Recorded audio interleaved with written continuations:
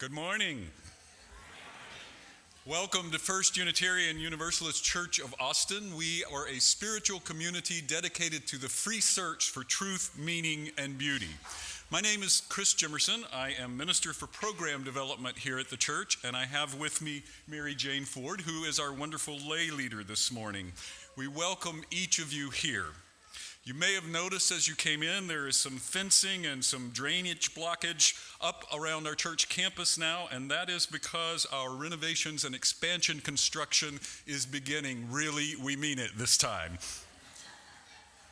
I want to especially welcome our visitors who are here this morning. We're so glad you're with us, and we hope you'll join us for coffee and conversation after the service. That'll be in Housen Hall, which is back through two sets of double doors and to your right.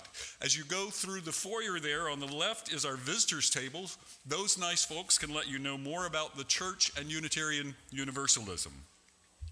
We come from a long tradition of seeing a spark of the divine in every person. And it's in that tradition that I invite you to turn to those around you and greet the holy among us this morning.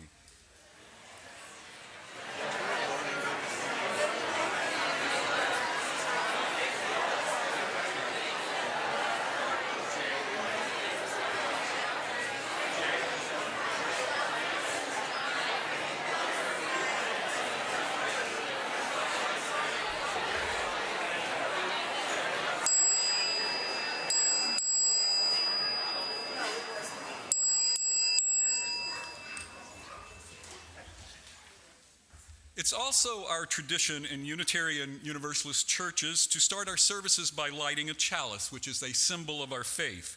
So please look in your order of service and read with me our words for lighting the chalice. Love is the spirit of this church, and service is its law. This is our great covenant, to dwell together in peace, to seek the truth in love, and to help one another.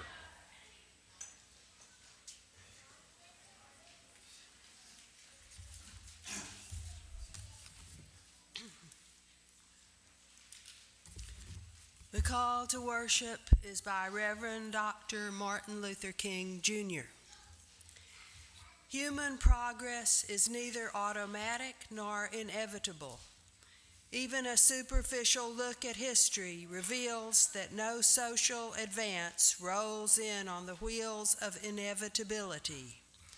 Every step toward the goal of justice requires sacrifice, suffering, and struggle. The tireless exertions and passionate concern of dedicated individuals.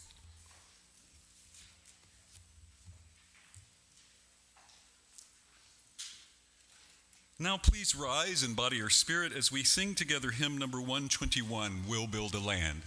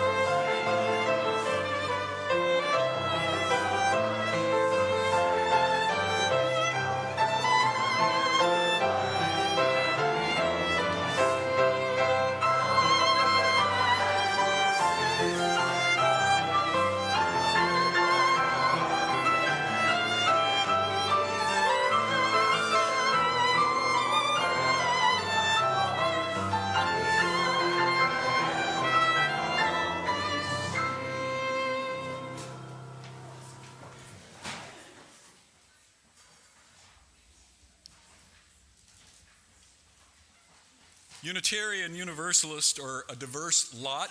We all don't have the same belief systems. Many of us draw from several of the world's wisdom and faith traditions, so sometimes people ask, well, then what holds you all together? Well, I think we have a set of principles as Unitarian Universalists that I'll talk about later that holds us together. And at this church, we have our mission.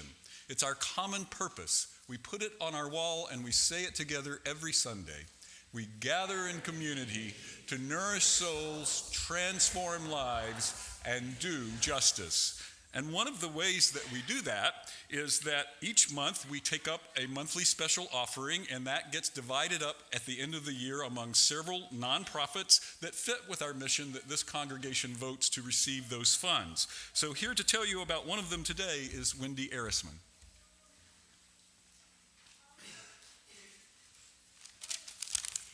Good morning.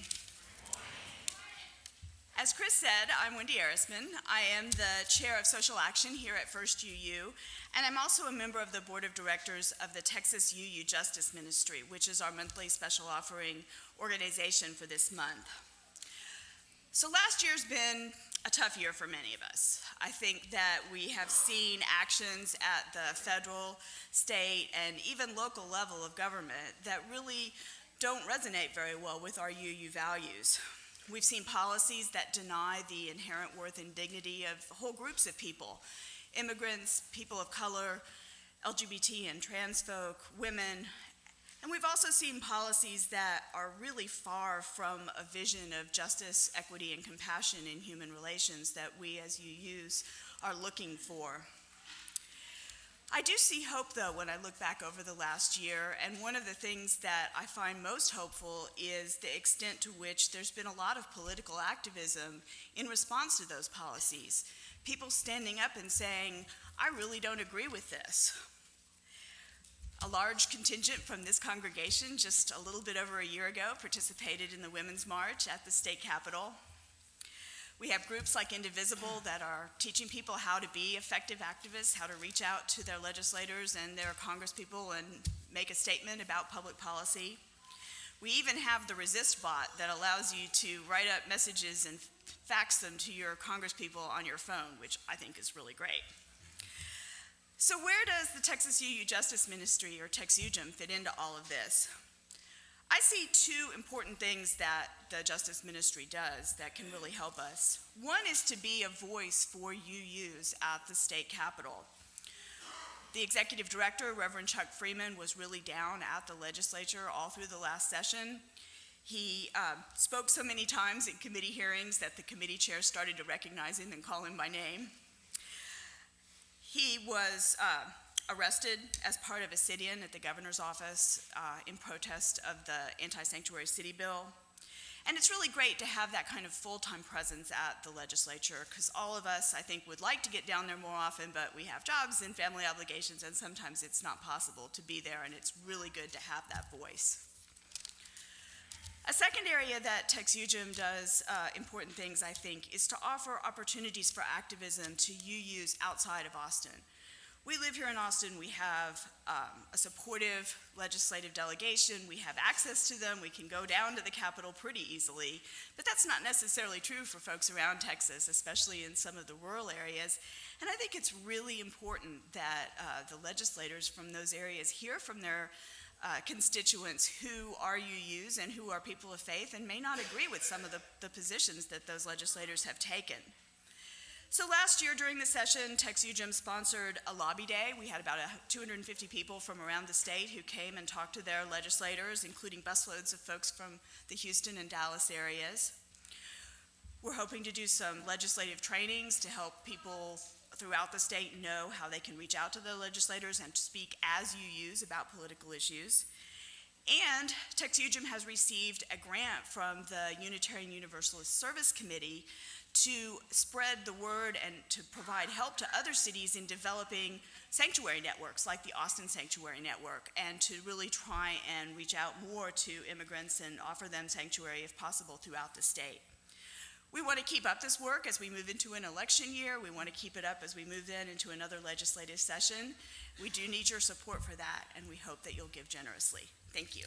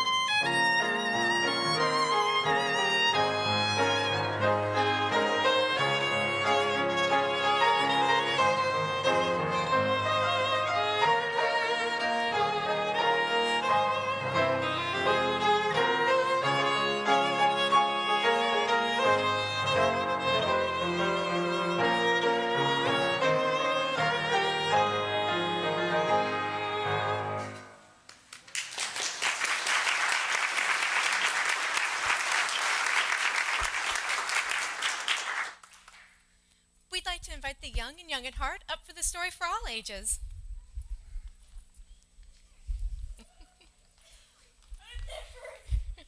You're there first, you beat me. Oh, and I found this candle. There we go. The mystery candle. It is a mystery candle. Oh, a mystery day. Oh, that sounds exciting. How is everybody doing? Wonderful. I love hearing that. So you may notice I have someone up here with me today. This is my kid, Caitlin, and Caitlin will actually be the one telling the story today. I am up here. I'm kind of the visual cue person this morning. So there are going to be several points in the story where first the kids are going to be asked to stand, and I'll help with that part. And then parents will be asked to stand, and then anyone else who wants to stand in body or spirit will be invited to towards the end of the story. So that's the role I'm filling. I'm helping out with that part. So you can keep your eyes on me, but listen to Caitlin. All right. You can keep eyes on Caitlin too. That's okay. What are we going to do? Asked Martin Luther King Jr., the well-known American civil rights leader, as he sat with his friends at a meeting in the 16th St. Baptist Church in Birmingham, Alabama. King, who was trying to lead the black people of Birmingham in their struggle to end segregation, was worried that he and his friends were going to fail in their mission. Nevertheless, he rose from his chair at the front of the group. Who will demonstrate with me tomorrow in a brave attempt to end segregation? Who will risk going to jail for the cause? Often, 400 people would show up for meetings like this one, but only 35 or so would volunteer to protest, and not all those volunteers would actually show to protest. Those who did gather downtown and paraded through the streets, carried signs, chant, and sing, sending the message that segregation had to end. In King's day, segregation meant that black people were not allowed to do the same things or go to the same places as white people. Black people couldn't go to most amusement parks, swimming pools, parks, hotels, or restaurants. They had to go to different schools that weren't as nice as the schools for white kids. They had to use separate drinking fountains, and they could and did get in trouble for breaking this rule. They weren't allowed to use the same bathrooms, and many times there were no public bathrooms at all they could use. They weren't allowed to try on clothes before they bought them, like white people could. Black people didn't think this was fair, and some white people didn't think this was fair either. In the 1950s and 1960s, many thousands of people worked to end segregation. But in many places, especially in the southern part of the United States, segregation was the law, and if black people tried to go somewhere they weren't supposed to go, they could and did get arrested, beaten, and even killed. In the spring of 1963, Martin Luther King Jr. went to Birmingham, Alabama, in one of the largest and most heavily segregated cities in America, to bring people together and change the law. You see, the people were very scared. The sheriff in Birmingham was named Bull Connor, and black people didn't know what Bull Connor might do to them if he caught them protesting.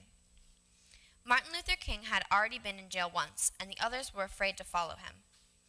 Besides, they weren't sure protesting would do any good. Dr. King, seeing that no one answered in his call, again tried to inspire the group. "The struggle will be long," he said. "We must stand up for our rights as human beings. Who will demonstrate with me, and if necessary, be ready to go to jail for it?" There was a pause, and then a whole group of people stood up. Someone gasped. All the people who stood up were children. All right, so those of you who want to stand up, we're going to stand up now. The adults told them to sit down, but they didn't. Martin Luther King thanked the children and told them he appreciated the offer, but that he couldn't ask them to go to jail. They still wouldn't sit down. They wanted to help. That night, Dr. King talked with a close group of friends about the events of the day. "What are we going to do?" he asked. "The only volunteers we got were children. We can't have a protest with children." Everyone nodded, except Jim Bevel. "Wait a minute," said Jim. "If they want to do it, I say bring on the children." "But they are too young," the others said. Then Jim asked, "Are they too young to go to segregated schools?" "No." "Are they too young to be kept out of amusement parks?" "No." "Are they too young to be refused a hamburger in a restaurant?" "No," said the others. "Then they are not too young to want their freedom." That night, they decided that any child old enough to join a church was old enough to march. The children heard about the decision and told their friends. When the time came for the march, 1,000 children, teenagers, and college students gathered. The sheriff arrested them and put them in jail. The next day, even more kids showed up, some of their parents and relatives too. Parents, if you want to stand up now. And even more the next day and the next day. Soon, lots of adults joined in. Anyone else who would like to stand up? Finally, 1,000 children were locked up together in a children's jail, and there was no more room for anyone else. Sheriff Connor had done awful things to try and get protesters to turn back. He had turned big police dogs loose and allowed them to bite people. He had turned on fire hoses that were so strong the force of the water could strip the bark off of trees. He ordered the firefighters to point the hoses at the children and push them down the street. People all over the country and all over the world saw the pictures of the dogs, the fire hoses, and of the children, and they were furious. Now the white people of Birmingham began to worry. All over the world, people were saying bad things about their city. Even worse, everyone was afraid to go downtown to shop because of the dogs and hoses. So they decided they had to change things. A short time later, the black people and white people of Birmingham made a pact to desegregate the city and let everyone go to the same places. Today, when people tell this story, many talk about Martin Luther King Jr. We should also remember the thousands of brave children and teenagers whose courage helped to defeat Bull Connor and end segregation in Birmingham and the rest of the United States. All right, thank you all.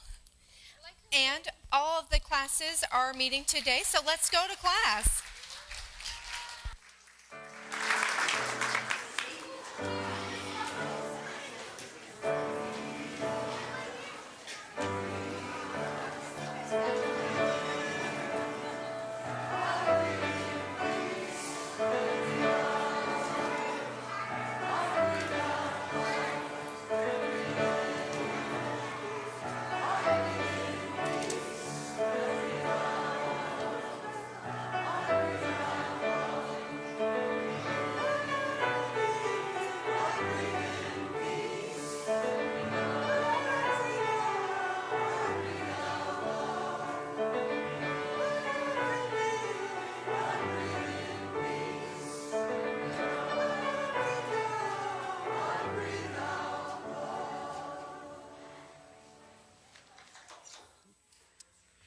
The responsive reading is in your gray hymnals, number 584.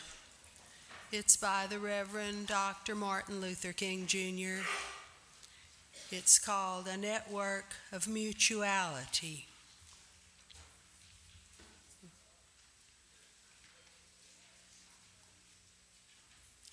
We are caught in an inescapable network of mutuality, tied in a single garment of destiny.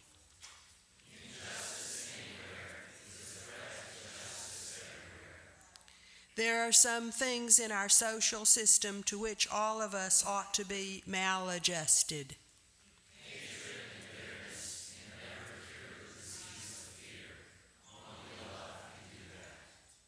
We must evolve for all human conflict a method which rejects revenge, aggression, and retaliation.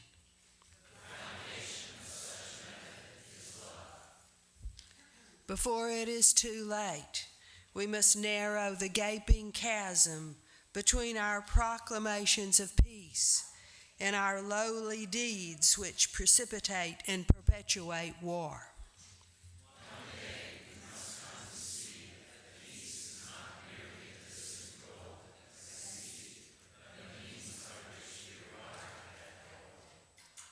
We must pursue peaceful ends through peaceful means.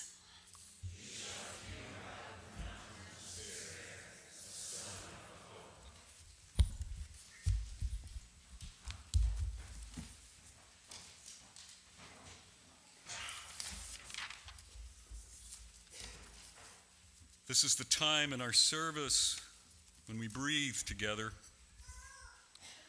Some of us pray, some meditate, some simply follow our breath down to that deeper place inside, that spark of the divine, that light from within. And breathing together, feeling one another's loving presence surrounding us, we enter into a time of sacred silence together, remembering that human sounds and the sounds of small children are a part of the sacred silence in this church. Breathing in, breathing out, I invite you into that time of sacred silence together now.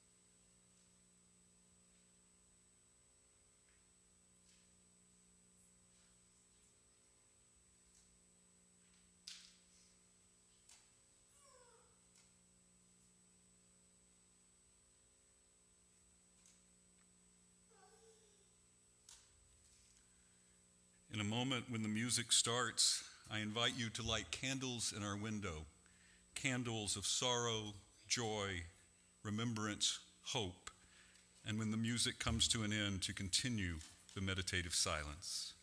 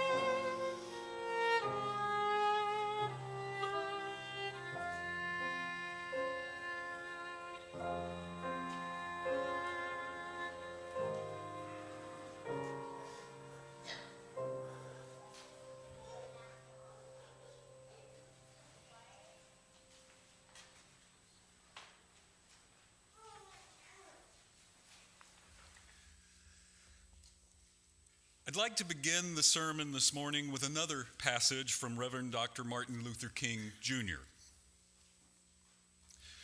I'm sure that most of you have read that arresting little story from the pen of Washington Irvington entitled Rip Van Winkle.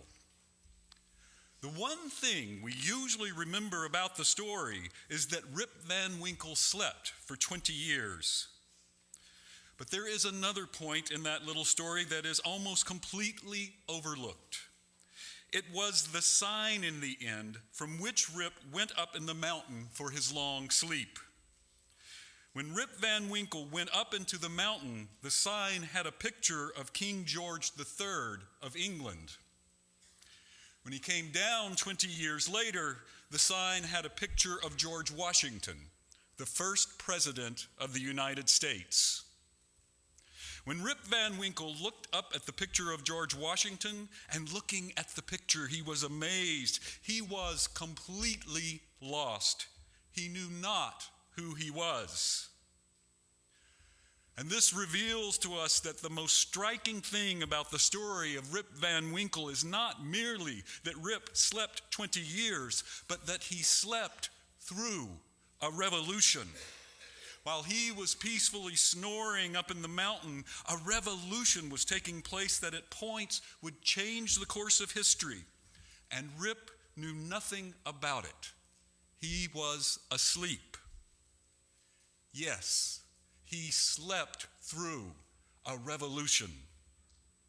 And one of the great liabilities of life is that all too many people find themselves living amid a great period of social change, and yet they fail to develop the new attitudes, the new mental responses that the new situation demands. They end up sleeping through a revolution. Dr. King's legacy is that he led a revolution in civil and human rights. Though incomplete, the gains he was able to bring about by waking people up have made real differences in real people's lives ever since. And though, as is clear from current events in our news, we still have far, far to go, though there have been efforts ever since to curtail and find ways around the civil rights gains he and his movement brought about, still, I believe that he led a powerful and peaceful revolution. My friends, I believe that if our democratic laws and institutions hold up against the assault they are currently under, we may be living in a time when the potential for another powerful and peaceful revolution is brewing. So we, each of us, must decide what our legacy may be. Will we stay awake for this revolution? All around us, it seems that a sleeping giant is awakening, disturbed and dismayed by the racist, classist, misogynistic, bigoted behavior and policymaking of so many of our political and other leaders. Oppressed people and their allies are engaging at a level not seen since perhaps the days of Dr. King's movement. Now, I want to pause here for a moment to say that I know that we likely have folks here today with a wide spectrum of political points of view. We likely have folks who would prefer not to hear about politics and public policy from the pulpit, and I can understand that. I can understand the desire for spiritual nourishment during worship, and I promise I'm going to come back to that. And yet, I also feel compelled to talk about what is happening in our society at large on this Sunday before Martin Luther King Day, because our mission that we say together every Sunday says that we gather in community to nourish souls, transform lives, and do justice. Our Unitarian Universalist principles say that we affirm and promote the inherent worth and dignity of every person, We affirm and promote justice, equity, and compassion in human relations, the goal of world community with peace, liberty, and justice for all, respect for the interdependent web of all of existence of which we are a part. So for me, I can't, as a Unitarian Universalist minister, feel that I am living out that mission and fulfilling our principles, let alone providing religious leadership, and still ignore racist statements like the also ugly and vulgar one Mr. Trump made just 3 days ago. Much less the policy making being attempted both administratively and through legislation that has the real potential to harm real people. For me, this is a spiritual matter. There is a revolution brewing that sides with love, that recognizes we are caught in an inescapable network of mutuality, tied in a single garment of destiny, as Dr. King said. There is a revolution brewing that is congruent with our religious values, and I can't sleep through it without damaging my spirit, my very soul. All around us, indivisible chapters and many, many other groups are making phone calls, organizing town hall meetings, and conducting visits to government officials' offices to resist harmful legislation. All around us, disparate human rights movements are joining forces like never before to build more power for demanding justice. All around us, committed folks are identifying ways to counter the forces of hatred and tribalism with love and communalism. The Me Too movement that Meg will be talking about next Sunday resulted in millions of women and also many men sharing their stories of sexual harassment and assault, powerfully demonstrating just how large this problem really is. And in response, 300 prominent women in the entertainment industry formed the Time's Up movement to combat sexual assault and harassment through things like a legal defense fund they set up to help less privileged persons and several other initiatives.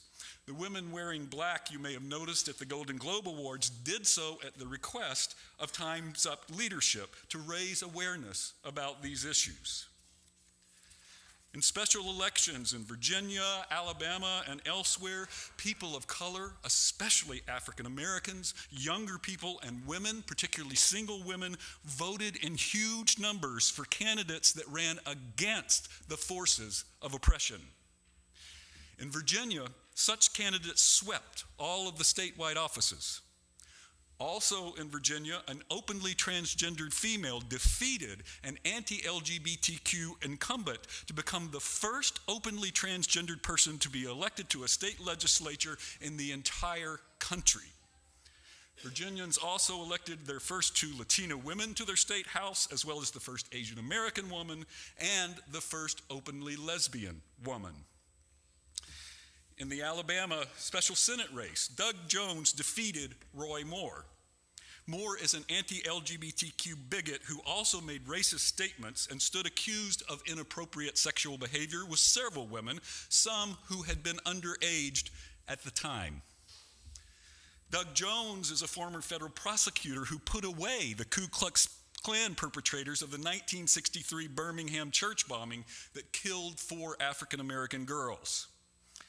He also has a son who is openly gay and who attended his swearing in to the U.S. Senate by none other than Mike Pence. I'll admit I enjoyed watching that immensely. Folks, these are the seeds of a powerful, peaceful revolution if our democratic institutions stand. And I fear that those who are trying to undermine those institutions might well heed the words of John F. Kennedy. Those who make peaceful revolution impossible, he said, will make violent revolution inevitable. So I believe the possibility for that powerful and peaceful revolution is upon us, and that our religious principles, values, and mission are calling us to stay awakened for it. But how do we do that? Especially when it can seem like there is this constant barrage of anger and conflict coming at us, and there are so many issues to address. It can become so tiring and seem so overwhelming, can't it? How do we avoid freezing up, retreating to the comforts of our home and families, and like Rip Van Winkle, sleeping through the revolution? Well, let me be the first to admit that I don't have all the answers. I admit that I feel like hiding in my living room with Wayne, my now 3 dogs, and a great big glass of Chardonnay myself a lot of the time. But I think it can help sometimes with the sense of being overwhelmed, the constant barrage blaring from our television, to get engaged in some way. Taking some sort of active role can help restore a sense of at least some personal agency when our world starts feeling so tumultuous. I know many of you are already actively working for justice and to improve our communities and our world in so many terrific ways, and I am so thankful to you for all that you do. I hope that it brings you a sense of fulfillment and spiritual nourishment.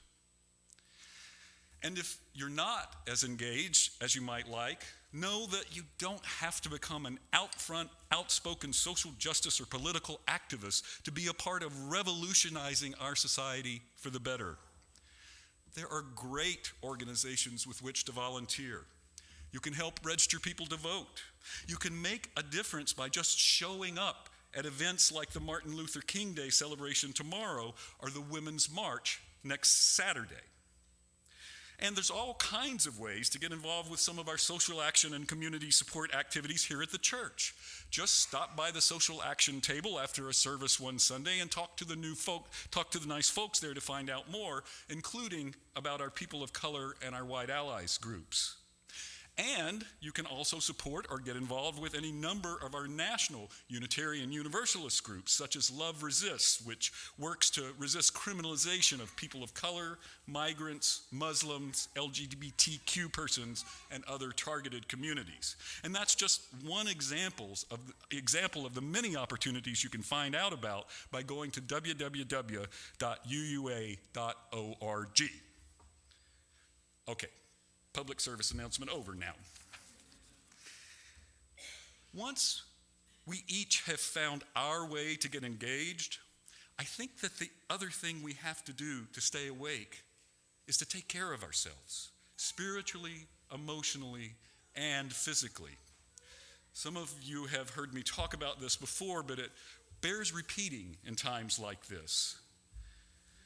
Building a revolution, a true legacy of change for the better, is long-term work and can be so challenging sometimes, and it's easy to get burnt out or even collapse into cynicism or despair. But that makes it even more important if you have a spiritual practice that nourishes and sustains you, to create the time to engage in it on a regular basis, and to think about picking one up if you don't currently have a spiritual practice. Meditating, praying, chanting, singing, knitting, simply sitting in quiet contemplation, communing with nature. It doesn't have to be anything complicated or even overtly religious, as long as it soothes your soul. Based on recent personal experience, I recommend getting a new puppy. Puppy breath as a spiritual practice is just the greatest. And identify where you experience beauty and spend some time there, whether it's by the ocean, a creek, a river, a lake, the mountains, an art museum. Make time for beauty in your life. And my friends, let yourselves experience joy. Whether it comes from playing with your kids or your kitties or both, making music or art or whatever brings you joy. We need the experience of joy in our lives to sustain and enliven our spirits. Every Sunday, we say that we come from a long tradition of seeing a spark of the divine in every person. I like to think of that as a light that is unique to each of us. And I want to encourage you to tend to that light in these ways so that you can shine it out most brightly to better our world in the way that only you can. Combined together, our unique lights and those of so many others working for justice and a more sustainable world can radiate out into that world and fuel a powerful, peaceful revolution. That's right. It's coming. We are witnessing forces of racism and bigotry emboldened in our society right now. Almost as terribly, we are also witnessing leaders from across the political spectrum who are failing to speak out forcefully against it and are therefore complicit in it. And yet, in response, we are also witnessing a potential revolution based in compassion, community, and solidarity. My beloveds, our faith is calling us not to sleep through that revolution. Let our legacy be that we awakened and became the revolution. May each of our sparks of the divine unite and shine brightly together with many, many others to light our way. Amen. Now please rise in body or spirit as we sing together hymn number 116, I'm on my way.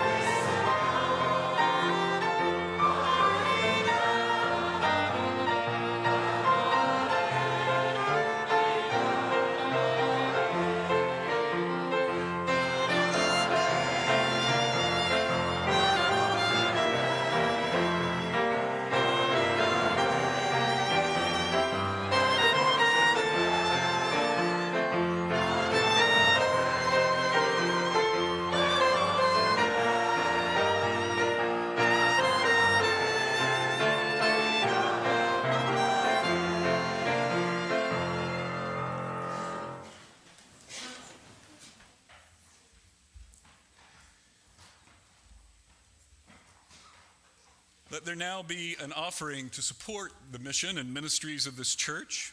If you're visiting with us for the first time, please let the plate pass you by. Your presence is gift enough. If you've been coming for a while, please give as generously as you are able. The ushers will now collect the offering.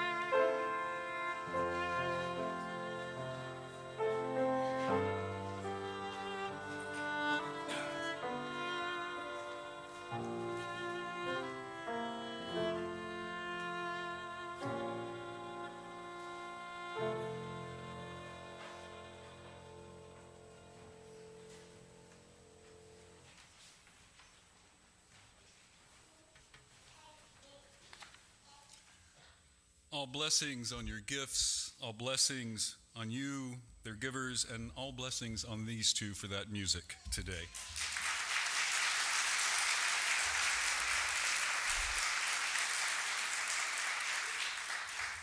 I have a few announcements about things going on in the life of the church for you before we extinguish our chalice.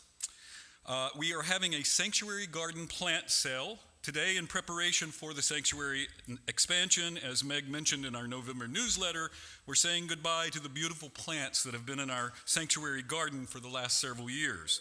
If you're interested in bringing one or more home with you today, please stop by the garden after the service. All donations will go toward Illyrio's phone bill and living expenses. Also, members of White Allies for Racial Equity and People of Color invite you to join them for Monday's MLK March and Rally. The march begins at 9 a.m. with a sharp program at the MLK statue on the UT campus. The group will be meeting at the fountain to the east of the statue. Also, White Allies for Racial Equity will be meeting today at 12:30 here at the church. Now, please join me in our words for extinguishing the chalice, which are printed in your order of service.